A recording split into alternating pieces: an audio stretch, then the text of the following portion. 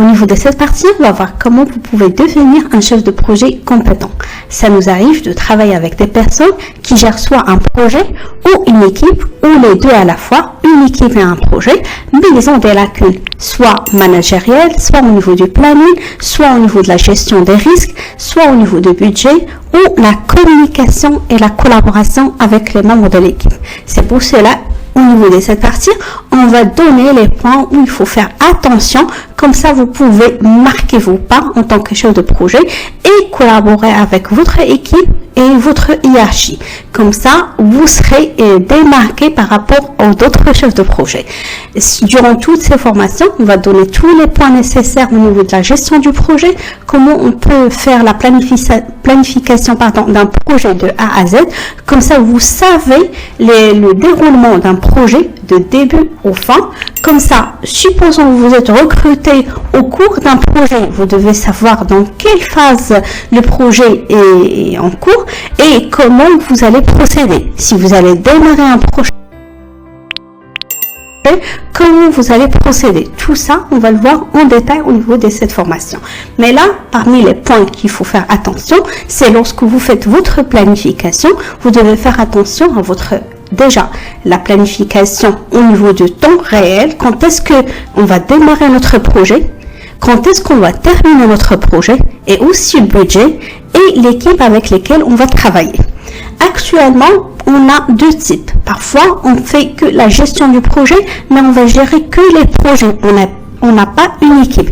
C'est-à-dire, on a un projet, on va le réaliser, mais là, on va communiquer avec d'autres responsables. Supposons, moi, j'ai un projet pour avoir une solution informatique, mais moi, je vais traiter ce projet, je vais savoir la planification, le budget, et la date de démarrage, quand est-ce qu'il va terminer.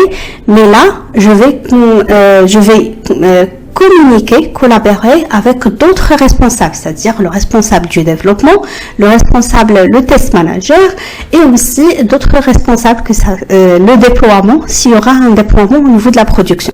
Ça peut que je suis un chef de projet qui va gérer le projet et aussi les ressources, c'est-à-dire la planification du projet de A à Z, le budget et aussi les ressources avec lesquelles je vais travailler durant toute la réalisation du projet. Il faut retenir qu'un projet, il a une date de début, une date de fin. Et si on travaille dans une société où on a plusieurs projets en même temps, je dois faire attention au niveau de l'accostage ou l'interdépendance entre les autres projets. Ça peut, si je dois par exemple mettre mon projet au niveau de la production, j'attends qu'il y aura un autre projet mis en production. Dans ce cas, je dois communiquer, collaborer avec l'autre chef de projet et aussi l'hiérarchie, c'est-à-dire mon supérieur. C'est pour cela il y a la communication en interne avec mon équipe et aussi avec d'autres responsables. Si moi je ne gère pas les ressources et ils travaillent dans d'autres équipes, si aussi mon projet dépend à d'autres projets, je dois communiquer avec d'autres chefs de projet.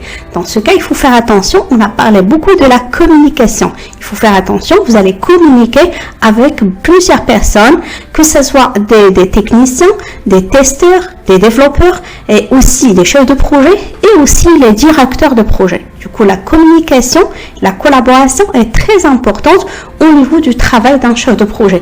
Vous allez animer pas mal de réunions pour avoir l'avancement du projet, savoir s'il y a des obstacles pour les anticiper et trouver des solutions et aussi de faire attention à un suivi régulier au niveau du budget. Parce que, on va prendre un simple exemple, si vous voulez construire une maison et vous avez dépensé tout votre budget, à un moment donné, vous allez arrêter, vous n'allez pas continuer la construction de votre maison. C'est la même chose pour un projet. Vous avez un budget, vous devez le gérer correctement pour le déroulement de toutes les étapes. Là, on a vu quelques points qui sont essentiels où il faut faire attention. Au niveau de cette formation, on va voir tous les éléments nécessaires pour savoir comment vous allez découper le projet, le déroulement du projet, comment vous pouvez intervenir avec des exemples concrets. Comme ça, vous allez mieux comprendre la situation d'un chef de projet. Au niveau de cette partie, on va voir comment vous pouvez devenir un chef de projet compétent. Ça nous arrive de travailler avec des personnes qui gèrent soit un projet ou une équipe, ou les deux à la fois, une équipe et un projet, mais ils ont des lacunes, soit managérielles, soit au niveau du planning, soit au niveau de la gestion des risques, soit au niveau du budget, ou la communication et la collaboration avec les membres de l'équipe. C'est pour cela, au niveau de cette partie, on va donner les points où il faut faire attention. Comme ça, vous pouvez marquer vos pas en tant que chef de projet et collaborer avec votre équipe et votre hiérarchie. Comme ça, vous serez démarqué par rapport aux autres chefs de projet. Durant toutes ces formations, on va donner tous les points nécessaires au niveau de la gestion du projet, comment on peut faire la planification d'un projet de A à Z. Comme ça, vous savez le déroulement d'un projet de début au fin. Comme ça, supposons que vous êtes recruté au cours d'un projet, vous devez savoir dans quelle phase le projet est en cours et comment vous allez procéder. Si vous allez démarrer un projet, comment vous allez procéder. Tout ça, on va le voir en détail au niveau de cette formation. Mais là, parmi les points qu'il faut faire attention, c'est lorsque vous faites votre planification, vous devez faire attention à déjà, la planification au niveau du temps réel, quand est-ce qu'on va démarrer notre projet, quand est-ce qu'on va terminer notre projet, et aussi le budget et l'équipe avec lesquelles on va travailler. Actuellement, on a deux types. Parfois, on fait que la gestion du projet, mais on va gérer que les projets. On n'a pas une équipe. C'est-à-dire, on a un projet, on va le réaliser, mais là, on va communiquer avec d'autres responsables. Supposons, moi, j'ai un projet pour avoir une solution informatique, mais moi, je vais traiter ce projet, je vais savoir la planification, le budget, et la date de démarrage, quand est-ce qu'il va terminer. Mais là, je vais communiquer, collaborer avec d'autres responsables, c'est-à-dire le responsable du développement, le test manager et aussi d'autres responsables le déploiement, s'il y aura un déploiement au niveau de la production.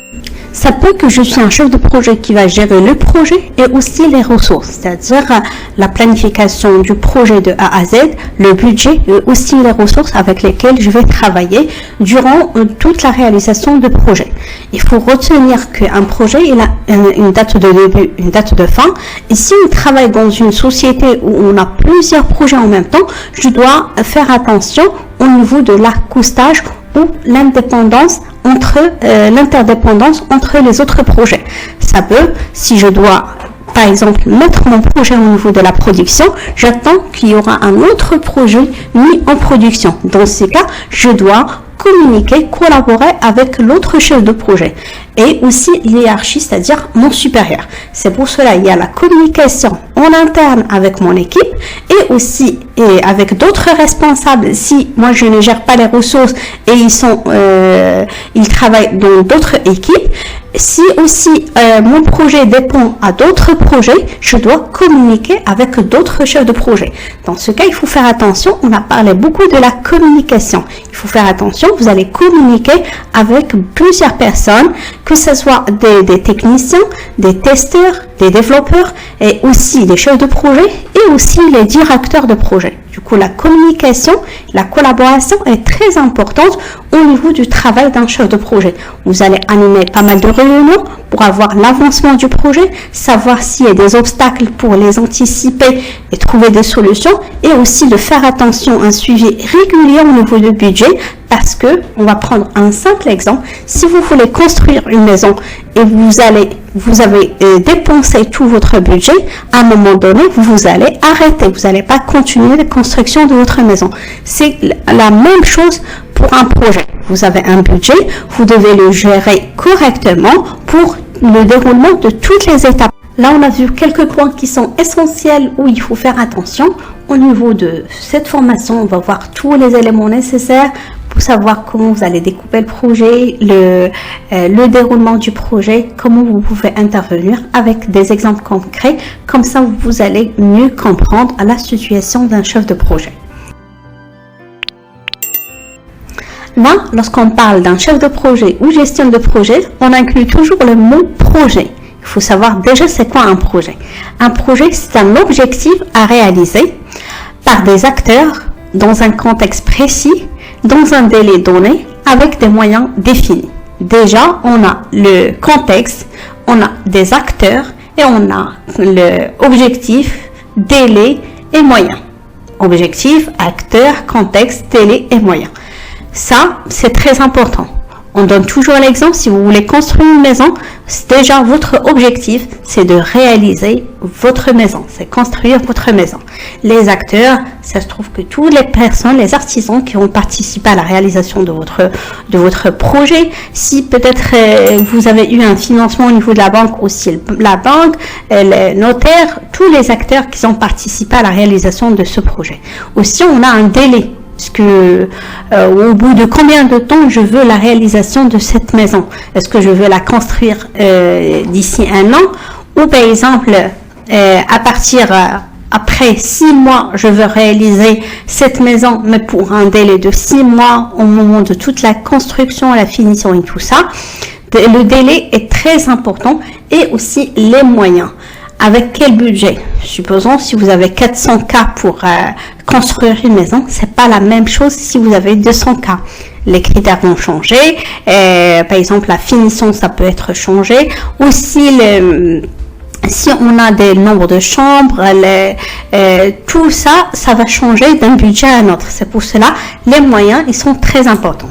Pour avoir tout ça en détail, lorsqu'on parle de l'objectif, normalement, c'est pour répondre à la question quel besoin doit satisfaire le produit fini du projet. Lorsqu'on parle d'une maison, on doit avoir une maison bien construite avec tous les éléments nécessaires que j'ai définis au premier, par exemple le nombre de chambres, la finition que je souhaite avoir, tous les détails nécessaires. Et c'est pour cela, normalement au niveau de l'objectif, on a deux types. On distingue les objectifs stratégiques et les objectifs opérationnels. Je vais vous mettre la présentation en PowerPoint en pièce jointe, comme ça vous pouvez tout lire. Mais là, je vais vous donner tous les éléments essentiels. On a dit que l'objectif, on a objectif stratégique et objectif opérationnel. Déjà, c'est quoi la différence?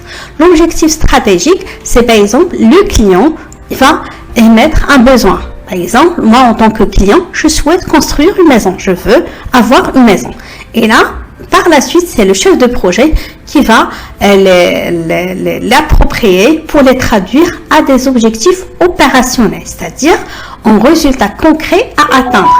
Déjà, pour construire cette maison, comment il va faire, c'est-à-dire avec quelle personne il va communiquer, la collaboration. Déjà, c'est là où on aura l'interdépendance avec d'autres items, c'est-à-dire est-ce qu'on peut pas commencer avec la finition, on doit quand même construire la maison. C'est pour ça il faut avoir étape par étape et c'est là où il y a l'ordonnancement du travail. Il se fait par un chef de projet pour la bonne réalisation du chose. Aussi, on a parlé, lorsqu'on a fait la définition du projet, on a parlé aussi des acteurs. Normalement, les acteurs, c'est toute personne qui a des intérêts en jeu dans le projet et dispose de pouvoirs plus ou moins grands de faire agir les autres dans son sens. Là, au niveau des acteurs, ça peut que vous allez entendre des parties prenantes ou en anglais des stakeholders. Les parties prenantes, c'est toute personne qui va attribuer au niveau du projet. Je vous donne un exemple. Par exemple, pour la réalisation d'un TGV entre une ville et une autre, ça peut qu'on aura déjà la communication des acteurs de cette ville. Par exemple, le ministre du Transport qui souhaite carrément faire ça. Et aussi, on aura des acteurs, par exemple, un responsable commercial, responsable financier, la validation de ce projet. Toutes ces personnes, ils vont attribuer au niveau de la réussite de ce projet. Par exemple, un client simple, je veux construire une maison. Moi, je suis une partie prenante parce que j'ai un besoin et je vais faire un financement de ce besoin. Pour la réalisation de ce projet, je vais le financer. Je vous donne un autre exemple. Supposons que Amazon souhaite réaliser une application et il va solliciter une société. Dans ce cas, on a Amazon, c'est quand même une partie prenante. C'est eux qui décident, mais parfois on a même si on va réaliser un produit, mais il ne va pas être utilisé par les parties prenantes. Par exemple, lorsqu'on fait un projet de TGV, normalement, le ministre de Transport, ils ont trouvé qu'il y a un besoin et par la suite, ils ont demandé la réalisation de ce projet. Et par la suite, nous, en tant que société, par exemple, en chef de projet, on va prendre ce projet de A à Z.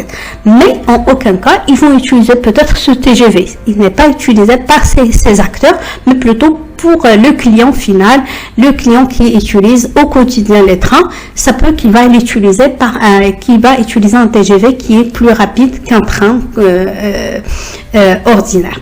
Voilà, il faut faire attention lorsqu'on parle des parties prenantes, ça peut qu'il utilise ou pas le produit final, mais quand même, ce sont des personnes qui attribuent au niveau de ce projet, soit au niveau de financement, soit au niveau des décisions, ils ont un pouvoir.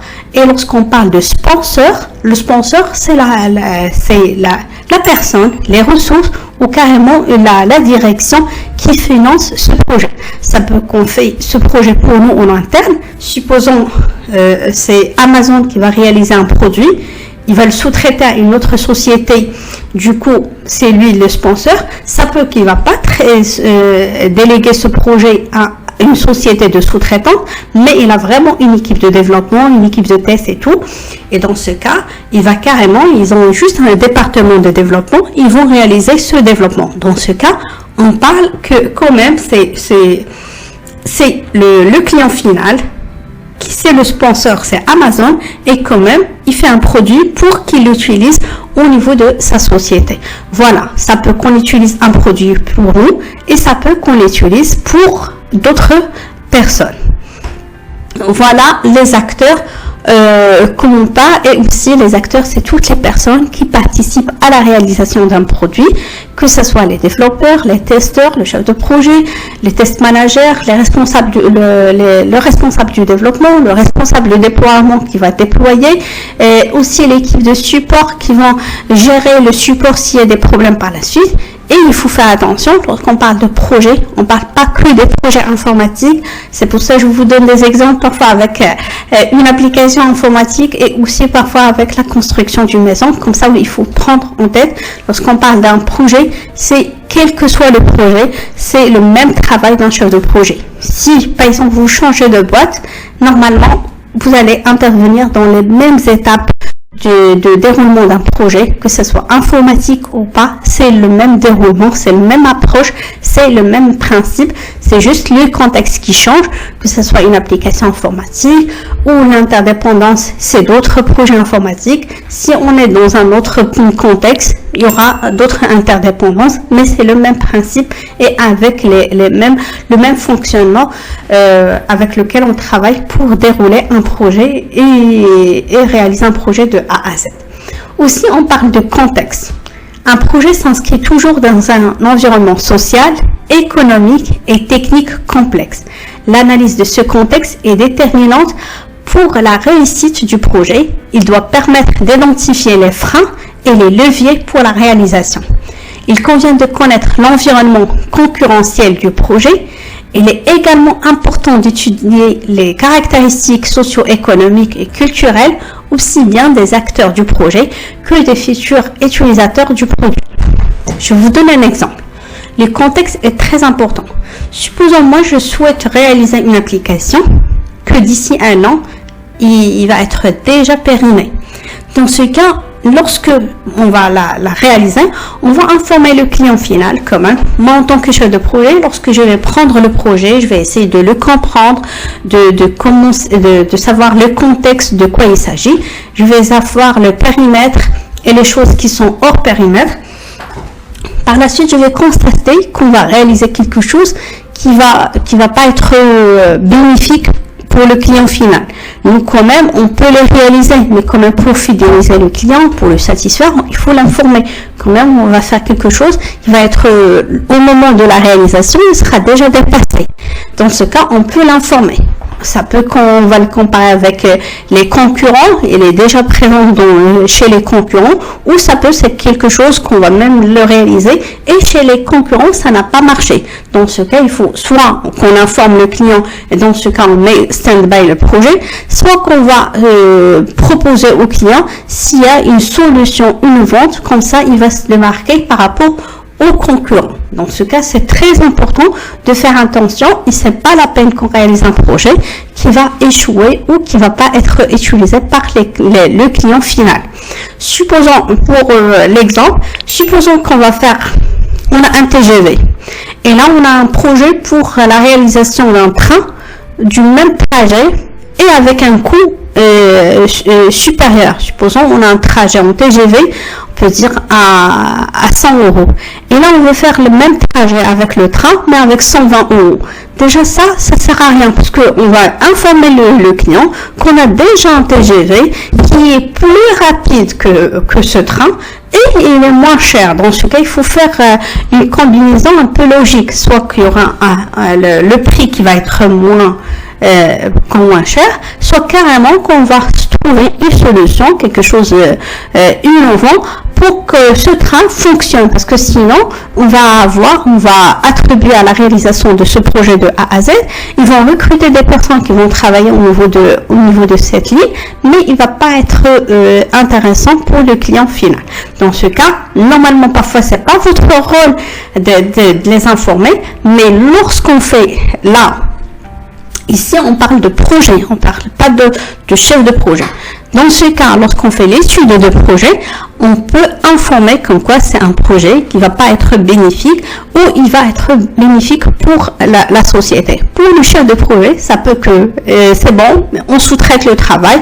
Pour nous, on va le prendre, on va le réaliser, mais vraiment c'est la société qui doit faire cette étude de marché, de vérifier la concurrence et tout.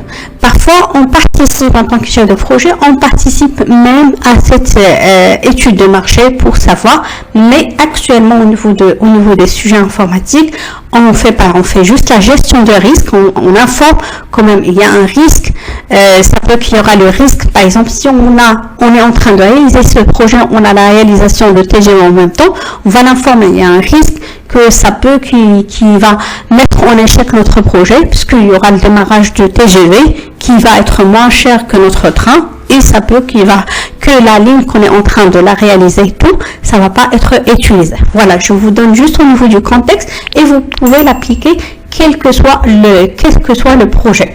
Normalement, on doit s'assurer, supposons même au niveau du quotidien, si vous voulez avoir, par exemple, si juste un épicerie au niveau si vous souhaitez créer un projet, il doit faire une étude, savoir est-ce que la zone géographique où il va faire son projet, est-ce que ça va être intéressant. Nous, au niveau de nos quotidiens, on est vraiment des chefs de projet. On fait la gestion du projet au quotidien. On planifie, par exemple, les projets de vacances. Si vous êtes parmi les personnes qui planifient à quelle destination ils vont voyager. Parfois, on a des événements, si on a des événements de mariage et tout ça, c'est vraiment un projet. Et dans ce cas, on doit le planifier de A à Z, les participants, les acteurs, le délai, la date du lancement de ça, aussi quand est-ce qu'on va commencer la préparation, les acteurs qui vont participer au niveau de cet événement et les repas par exemple qu'on va préparer, tout ça c'est vraiment un projet. Il faut carrément se mettre dans le quotidien pour savoir qu'on a tout le temps des projets et on est tout le temps des chefs de projet, on réalise des projets, soit que parfois on a des projets qu'on les réalise correctement, parfois il y a des choses que si avec le recul on dit si on a modifié ça, ça peut être mieux que le résultat qu'on a eu, mais quand même c'est avec l'apprentissage que vous allez devenir mieux que la situation précédente. Et c'est comme ça la gestion du projet. Vous allez avoir des projets, au fur et à mesure vous allez avoir les lacunes que vous avez, mais il faut quand même faire le retour d'expérience pour savoir vos lacunes et travailler sur ces lacunes pour être mieux au niveau des missions prochaines. Là, au niveau des acteurs, on a parlé, on a vu le contexte. Le délai, c'est bien sûr, on dit toujours un projet et là une date de début et une date de fin. Parce que si vous n'avez pas ça, vous allez vraiment être dans des problèmes. Parce que, supposons que vous n'avez pas de date de fin, vous avez des ressources qui imputent au niveau de votre projet, qui vont être facturées, et dans ce cas, sûrement, vous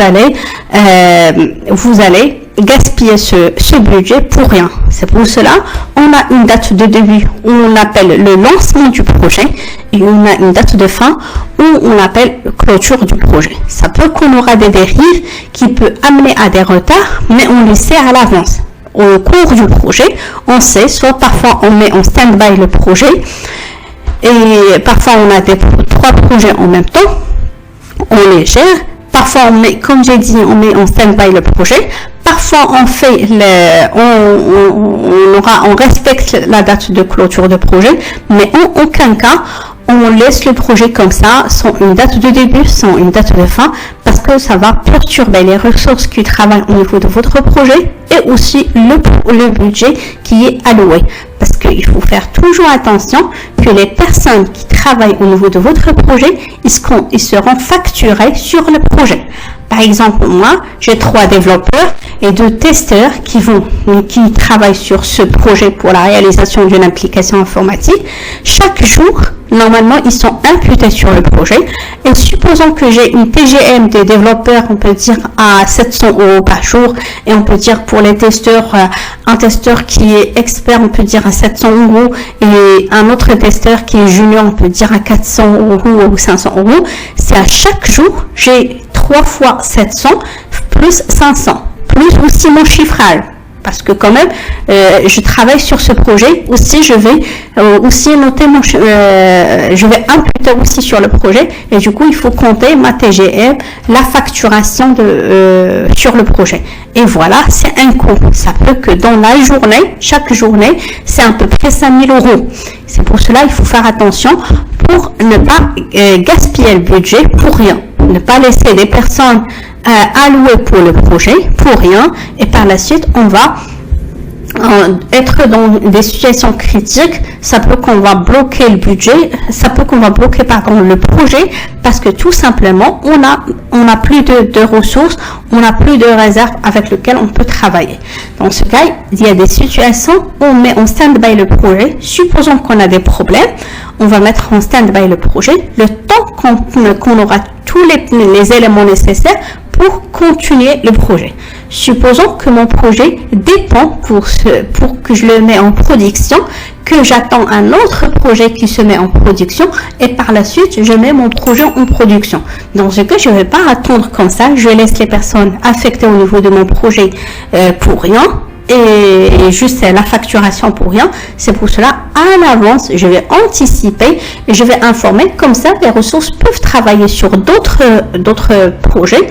Et une fois qu'on va mettre le projet X au niveau de la production, et je peux mettre mon projet en production, dans ce cas, on va informer les éléments qui vont participer à cette étape pour continuer à travailler au niveau du projet. Comme ça, on va juste bloquer ce créneau pour qu'il ne sera pas de facturation au niveau de ce projet.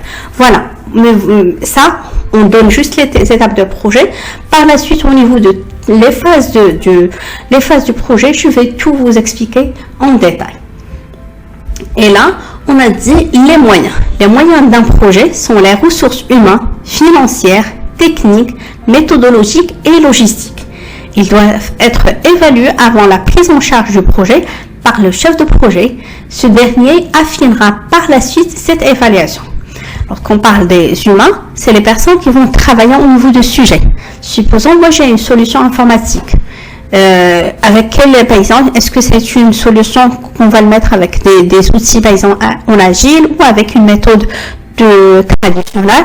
Dans ce cas, quelle que soit la solution, j'ai besoin des développeurs, j'ai besoin des testeurs, j'ai besoin d'une équipe d'exploitation ou de déploiement, et j'ai besoin d'un business analyst pour détailler le besoin, le découper. C'est pour cela, voilà, déjà je note. Et aussi les développeurs, est-ce que j'ai besoin de n'importe quel développeur, ou j'ai besoin d'un développeur au niveau des critères spécifiques. Dans ce cas, c'est en cas de besoin, si c'est un gros projet et vraiment je peux pas communiquer avec chaque développeur. Dans ce cas, il y aura aussi un responsable, un delivery manager ou un responsable de développement. Comme ça, moi, au lieu que je communique avec chaque développeur et savoir de quoi il s'agit, si c'est un grand projet, je vais quand même faire un référent ou un responsable de développeur. Comme ça, la communication se passe avec cette personne. Au niveau de ressources financières, comme on a dit, on doit avoir un budget. Par exemple, ce projet va être financé à 700K.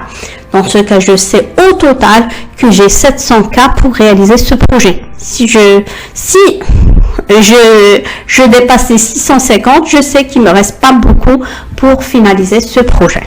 Là, les ressources techniques, est-ce que par exemple j'ai besoin pour une solution informatique, est-ce que j'ai besoin des PC, des salles, j'ai besoin aussi pour des serveurs, pour les bases de données et tout ce qu'il me faut pour travailler sur ce projet. Et aussi méthodologique et aussi logistique. Voilà les moyens en général pour gérer un projet. Et là, on va revenir, on a vu qu'un projet, il a un objectif, on a tout détaillé en clair pour un projet qui a un objectif, les acteurs, le contexte, le délai et les moyens. Il faut toujours faire attention qu'il faut définir ça déjà au début pour savoir avec quel moyen on va travailler au niveau de ce projet.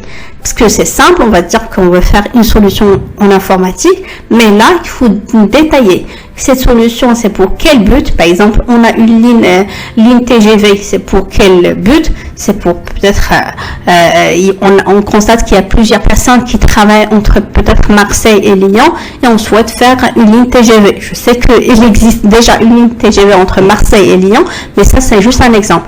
Comme ça, au niveau de trafic, on a déjà vérifié, il y a pas mal de personnes qui utilisent cette ligne et ça va être intéressant de rajouter une autre ligne. Les acteurs qui vont travailler sur le projet, c'est le ministre de Transport par exemple, ou juste la ville de Lyon qui va participer au niveau de la réalisation de ce projet. On va pas communiquer directement avec la ville de Lyon.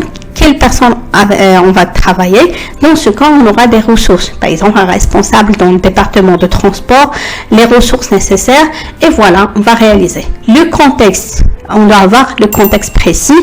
Voilà, une ligne, les horaires de cette ligne, la tarification. Ça peut qu'on n'aura pas la tarification dès le début de cette ligne, mais quand même, voilà le contexte. On va avoir cette ligne, la fréquence et tous les détails et le délai. Par exemple, quand est-ce qu'on va démarrer le projet et pour combien de délai il faut le construire. Est-ce que par exemple, d'ici un an, on va démarrer ce projet, on va prendre quand même notre temps pour faire l'étude, pour préparer le terrain et tout, et par la suite pour la réalisation de projet, on donne 2 ans pour le réaliser.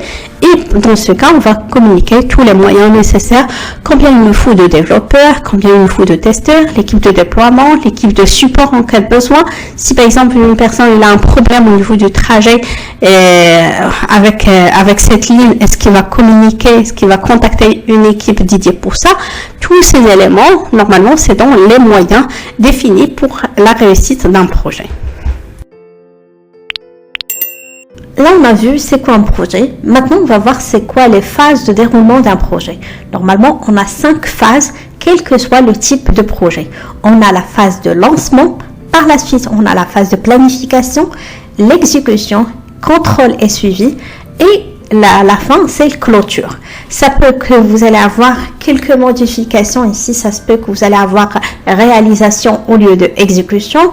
Contrôle et suivi, ça peut que vous allez entendre juste contrôle. Mais voilà, on a lancement, planification, exécution ou réalisation, contrôle et suivi. Et par la suite, on a le clôture. Comme on a dit, on a un début et on a un fin au niveau du projet. Là, ça peut que vous allez travailler au niveau du projet. Et là, vous allez travailler sur l'ensemble de ces phases. Ça peut que vous allez travailler, vous allez commencer, supposons il y avait déjà un chef de projet qui a effectué le lancement et par la suite la planification.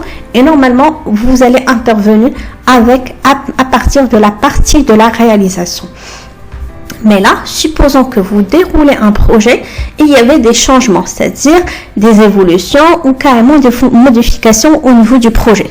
Supposons, on va prendre l'exemple, on souhaite faire une ligne de TGV, par exemple, on a A, la destination c'est A, vers B.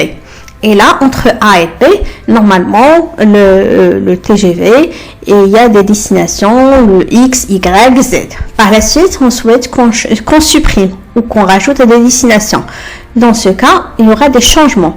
Ça peut impacter le développement, toute la phase de réalisation. Ça peut qu'il y aura des phases de test supplémentaires, quel que soit le changement au niveau de notre projet. Dans ce cas, on peut retourner à la partie de planification pour ajuster ce changement. Supposons, on a un fichier, on note ce qu'on a, les étapes de réalisation, c'est-à-dire, voilà, par exemple, nous, pour la réalisation d'une maison, c'était prévu qu'on va faire juste 3 chambres. Et là, après la vérification, on a constaté que non, on souhaite faire 4 chambres. Et là, on va effectuer des modifications. Au lieu d'avoir 3 chambres et la 3e, c'est avec dressing et c'est une chambre parentale, on va faire juste 4 chambres normaux. Il n'y a pas de différence entre les chambres. Dans ce cas, effectivement, il y aura un changement au niveau de la partie de réalisation. Et pour effectuer ce changement, on doit le noter au niveau de la phase de planification. On doit avoir tout ce qui est planifié doit être réalisé. D'accord ? On ne va pas entamer la partie de réalisation sans ajuster la partie de planification. C'est pour cela, vous voyez normalement le call flow, le workflow aussi de votre projet, c'est comme ça. On a les 5 phases, mais ça peut qu'on fait un retour en arrière. Mais normalement, on ne va pas retourner carrément au niveau de la partie de lancement. On va juste ajuster comme on aura des ressources, le planning qui va changer. Ça peut que le budget aussi change. Ça peut qu'on va rajouter au niveau du budget pour effectuer les 4 chambres au lieu de 3 chambres.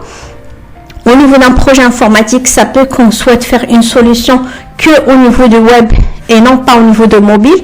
Et par la suite, on a décidé de lancer le projet au niveau de web et aussi mobile. Dans ce cas, il y a un changement au niveau de la réalisation. Ce changement nécessite aussi une planification à l'avance. Ça peut qu'il y aura un décalage au niveau de la phase de lancement du projet, ou aussi on aura une phase de lancement du projet au niveau de la partie web et la phase de lancement de la partie web, de la partie mobile, pardon. Voilà, tous les détails, tout changement nécessite qu'on modifie, qu'on le note au niveau de la partie de la planification.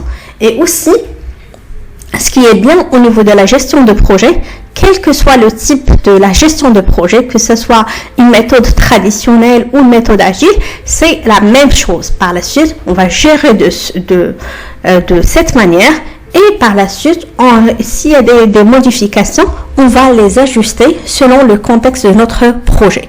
Ce qui est très important, on doit toujours faire attention au niveau de la phase de la planification parce que tout le travail qui est réalisé, il doit correspondre à la phase de planification.